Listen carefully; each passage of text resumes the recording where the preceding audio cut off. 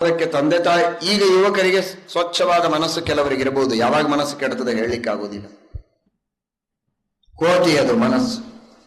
ಚಂಚಲಂ ಹಿ ಮನಃ ಕೃಷ್ಣ ಪ್ರಮಾಚಿ ಬಲವದೃಢಂ ತಸ್ಯಾಹಂ ನಿಗ್ರಹಂ ಮನ್ಯೆ ವಾಯೋರಿವ ಸುದುಷ್ಕರಂ.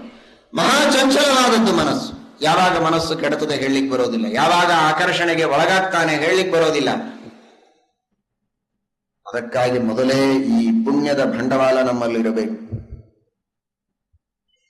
ಮಂತ್ರ ಜಪವನ್ನ ಮಾಡಿ, ದೇವರ ಹಾಡುಗಳನ್ನ ಹೇಳಿ, ದೇವರನ್ನ ಸ್ತುತಿಸಿ ಕೊಂಡಾಡಿ, ಸರ್ವೇಂದ್ರಿಯ ಪ್ರೇರಕ, ಇಂದ್ರಿಯಾಭಿಮಾನಿಗಳಿಗೆ ನಿಯಾಮಕ, ಅರ್ಥಾಭಿಮಾನಿಗಳಿಗೆ, ಮನೋಭಿಮಾನಿಗಳಿಗೆ ಎಲ್ಲರಿಗೂ ನಿಯಾಮಕನಾದವನು ಭಗವಂತ.